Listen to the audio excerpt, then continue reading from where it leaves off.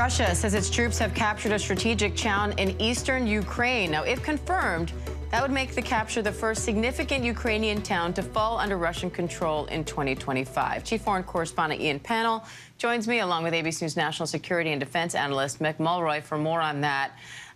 Ian, Ukraine's debating this a bit, saying they did retreat from some areas. So talk me through this. If Russia did capture this town, how significant would that be? And how do we know what happened here?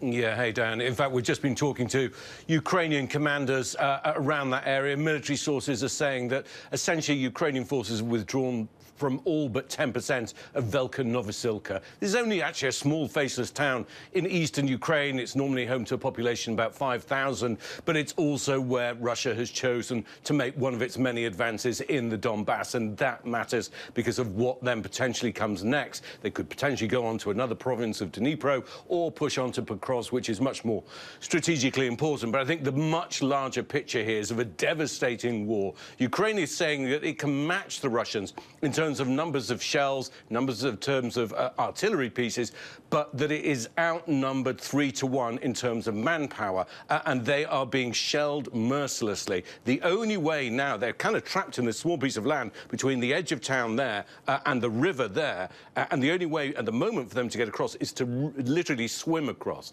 So the picture on the ground for Ukrainian forces is really dire on many, many fronts now. Everyone's, of course, focused on this possibility of some kind of peace deal, but the reality on the ground is no one's talking about peace. Russia's trying to advance and take as much land as it can before it's forced to potentially attend any kind of peace negotiations. Dan? Mick, the war in Ukraine is hitting the 3-year mark next month. What's the appetite at this point for foreign aid, and what happens to Ukraine if it stops coming in? Diane, first of all, I'd like to point out that most people didn't give Ukraine the chance to last 3 weeks, let alone 3 years. But as Ian points out, what's really coming to head here is they are vastly outnumbered, and Russia has zero concern about the casualties for their own forces, and that causes a great problem for the Ukrainians on the battlefield. I think when it comes to security assistance, if we want to get Russia to the actual negotiation table, we cannot cut off security assistance. In fact, we should probably, General Kellogg, the special envoy for President Trump, should say essentially, if you don't come to the negotiation table, then we're going to increase our security assistance to Ukraine. That is what gives us leverage to push them to the negotiation table in a plan that I think is valid for the Ukrainians as well, at least as presented by General Kellogg. So that is where I think we need to go on this. We need to be telling Russia that if they do not do this, then they are likely going to see a better equipped Ukraine, both from U.S. assistance and from our partners in NATO. Ian, President Trump has vowed to end the war in Ukraine. What kind of an impact do you think his administration could have on bringing this to an end, and who wins in that negotiation? Yeah.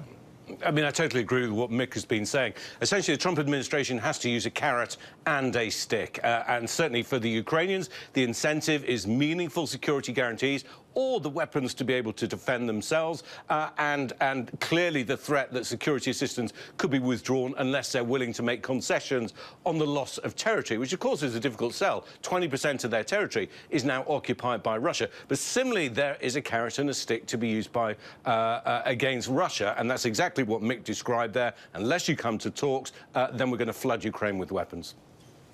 All right, Ian Pannell, Mick Mulroy, thank you both.